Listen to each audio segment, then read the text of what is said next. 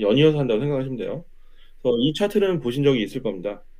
그래서 1차, 2차, 3차, 4차. 제가 그때 음. 오버뷰로 쭉 설명을 드렸는데 오늘은 이제 그거에 대한 이제 세부적인 얘기들이 쭉 나와요. 그래서 1차 산업혁명은 부제가 기계화혁명이고 18세기에 있었던 사건입니다. 그리고 이 1차 산업혁명을 통해서 엄청나게 많은 사회적인 내용들이 변했기 때문에 그것도 기술에 의해서 그래서 이렇게 구분을 한 거예요.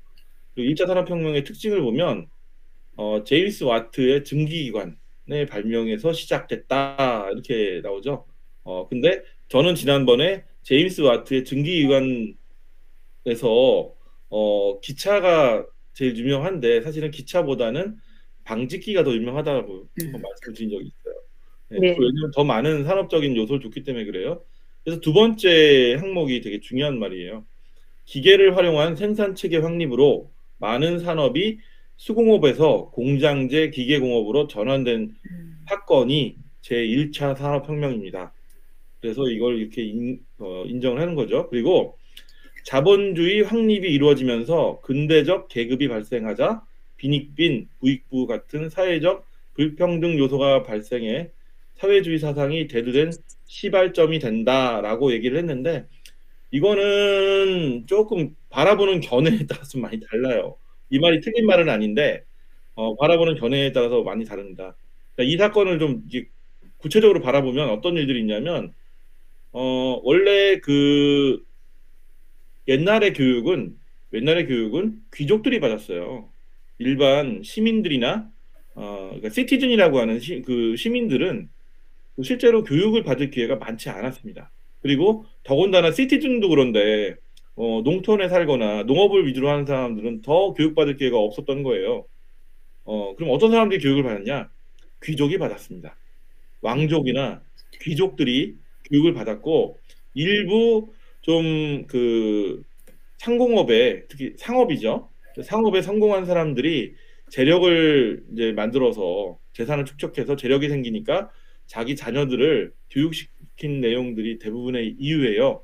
그런 것들이 이제 교육을 받을 수 있었던 유일한 방법들이었는데 일반적으로 대중적인 그러니까 국민 전체를 대상으로 교육을 하기 시작했던 시기도 바로 제 1차 산업혁명부터 나와요. 그 이유가 왜 그러냐면 이게 이제 공장마다 자본가들이 공장에서 어떤 공산품을 생산을 해서 식민지에다가 팔려고 하니까 두 가지가 필요했던 거예요. 식민지도 필요했고 공장도 필요했고 공장 노동자도 필요한 거예요. 문제는 뭐냐면 이 공장 노동자들이 주로 시키는 일만 하는 조립하는 사람들도 있었지만 그렇지 않고 음. 기계를 다룰 줄 아는 사람도 필요했던 거예요. 그리고 그냥 단순하게 조립하는 사람들조차 자기가 알고 있었던 농촌이나 아니면 도시의 그 빈민 생활을 통해서 얻을 수 있었던 그러니까 삶의 경험으로 얻을 수 있었던 지식들 가지고는 적응이 안 되는 거죠. 예, 뭐 자기가 살면서는 1부터 10까지만 알면 되는데 뭐 중국 방식이면 100까지만 알면 되잖아요. 중국 사람들께서 100이잖아요. 다 백성도 있고 뭐 백관도 있고 다 100을 많은 수로 치잖아요. 그 시절까지만 해도 그런 그 수체계가 일반인들한테는 대부분이었는데 이때부터는 그러면 큰일 나는 거예요. 네, 계산을 할 줄 알아야 되거든요. 기계를 다루려면. 그래서 유럽에서부터 어떤 일이 생기냐면 일단 자국민을 대상으로 공장에 자본가들한테 당연히 귀족이나 왕족들은 이 상공인들이 많은 세금을 내니까 이 사람들하고 같이 협업을 해서 돈을 벌 수 있는 방법을 만들어야만 하는 거예요. 그래 세금을 많이 거치죠. 그러니까 이 사람들의 요청을 들어준 거죠. 그래서 이때부터 대중적인 교육이 시작됩니다. 예.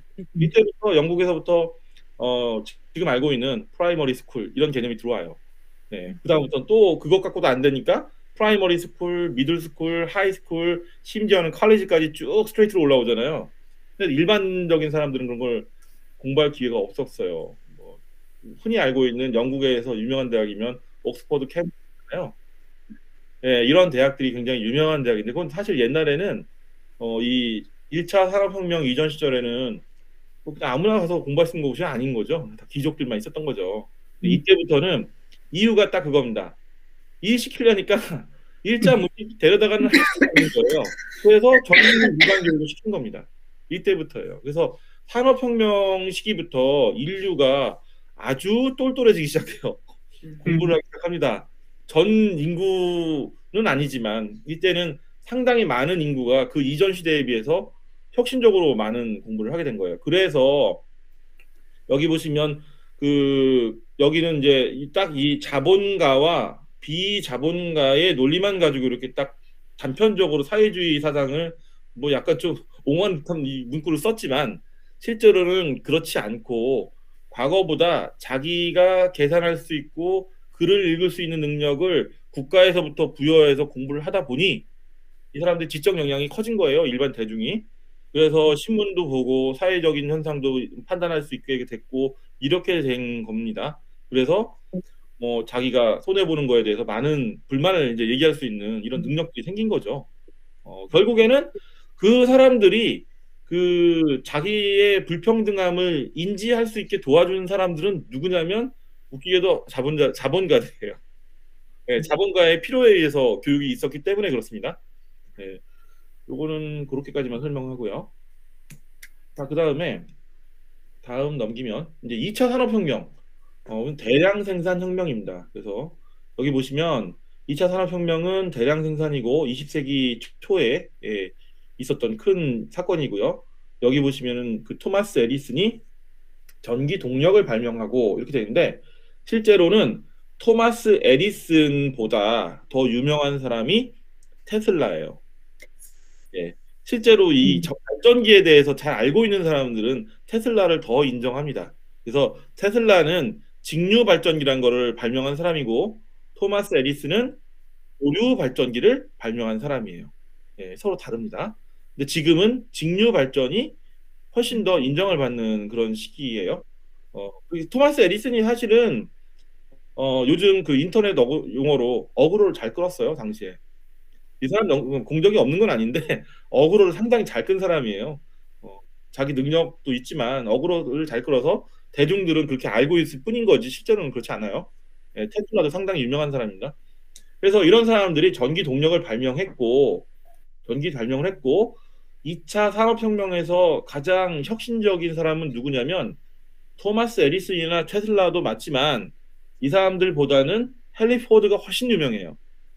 여기 얘기하는 컨베이어 벨트가 발명되면서 대량 생산 체계가 본격적으로 촉발됐다라고 하는 이 컨베이어 벨트에 의한 조립 라인을 고안한 사람이 누구냐면 포드예요. 맞습니다. 헨리 포드라는 사람이 한 거예요. 포드 자동차를 만든 사람이죠. 그 사람이 그러니까 2차 산업혁명에서 중요하게 이해를 해야 될 사람은 토마스 에디슨이 아니라 저기죠. 헨리 포드죠. 예, 헨리 포드를 기억하시면 돼요. 헨리 포드가 대량 생산을 할 수 있게끔 만들었으니까요. 그래서 산업의 규모가 확장됩니다. 소비자 중심의 경공업. 그러니까 앞에 있었던 1차 산업혁명 시기에는 그때는 증기기관을 이용해서 자동화하는 거에 자동으로 뭔가를 그러니까 사람이나 동물의 힘이 아니라 기계에 의해서 뭔가 할 수 있는 그런 시대였다면 여기서부터는 그 시대를 넘어서 이제 뭐 그 증기기관에서 유명한 거는 제가 방직기라고 말씀을 드렸죠. 여기서는 뭐냐면 방직기 자체가 천을 생산하는 기계이기 때문에 경공업이라고 보는 게 맞죠. 그런데 여기서부터는 이제 경공업이 이제 더 활성화되고 규모는 훨씬 더 커지는 거죠. 그래서 이 당시부터 유행한 게 뭐냐면 그 지금도 유행하고 알고 있는 코카콜라 이런 것들이 이때부터 이제 인기를 끌기 시작합니다. 왜 그러냐면 코카콜라라는 그 음료를 병에다 담아가지고 생산을 해서 일반 시민들이 싸게 마실 수 있게 만들려면은 많은 양을 만들어내야 되는데 그 많은 양을 짧은 시간에 만들 수 있는 방법이 여기 지금 그림을 보시면 컨베이어 벨트에 어마어마하게 있는 그 병들이 보이죠. 이런 식으로 처리하는 게 안 된 거예요.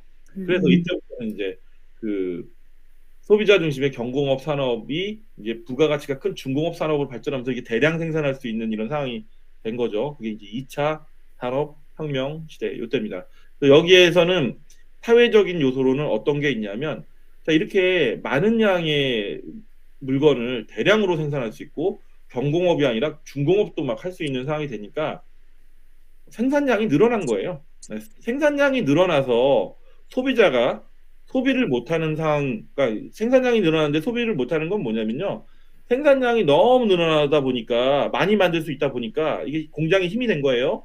그런데 많이 만들다 보니까 이게 소비자는 제한된 양만 사는 그런 것 때문에 예를 들어서 100개가 필요한데 1000개를 만들었어요. 그러면 900개는 팔 수가 없는 거잖아요. 아무리 싸게 팔아도. 그러니까 이 900개는 못 파는 게 돼버렸는데 이런 형태로 대량 생산 때문에 자꾸 물건을 못 파니까 소비가 일어나지 않고 소비가 일어나지 않으니까 또 공장 거꾸로 안 들어가고 이런 거를 경제학 용어로 물론 저는 경제 전문가는 아니지만 스태그플레이션이라고 그러는 것 같습니다. 그리고 그 시기가 미국에서는 가장 암울했던 시기예요. 경제 대공황 시대. 네, 맞습니다. 그때를 얘기하는 겁니다. 그래서 뭐 정부가 강제로 소비를 이끌기 위해서 돈도 쓰고 했다. 이게 뉴딜 정책이다. 뭐 이렇게 하는 얘기들이 대부분 그 시절에 나와요. 그래서 여기서 뭐 어떤 얘기를 하려고 하는 거냐면요. 이렇게 그 대량 생산할 수 있는 능력이 발생해서 그런 경제 대공황이 오니까 미국은 또 이 대공황 시대를 타파를 해야 됐겠고 이런 일들이 이 내재되어 있었는데 미국 입장에선 다행인 건지 모르겠지만 유럽에서는 또 전쟁이 나요. 그게 2차 세계대전이에요. 2차 세계대전은 제가 기억하기로는 1939년도인가 그렇습니다. 1939년도에 독일이 폴란드를 침공하면서부터 개시된 게 2차 세계대전이라고 알고 있어요. 근데 그 시절부터 이제 미국이 이런 군대도 파견하고 처음에는 군대를 파견하지 않았다고 하더라고요. 나중에 이제 독일이 약간 이제 질만한 상황에서 예, 군대를 파견했고 영국하고 협상을 했는데 그 협상 내용은 그거예요. 그 미국이 도와주는 대신에 영국이 일단 뭐 여러 가지 자세하게는 저도 잘 모르지만 여러 가지 이권에 대해서 양보를 한 그 조약식이 있는데 그게 대서양 혼자인가 뭐 그렇답니다. 그 처칠과 루즈벨트가 사인한 거예요. 이만큼 해주면 우리가 군대도 보내주고 무기도 줄게요. 뭐 이런 식으로 된 것 같아요.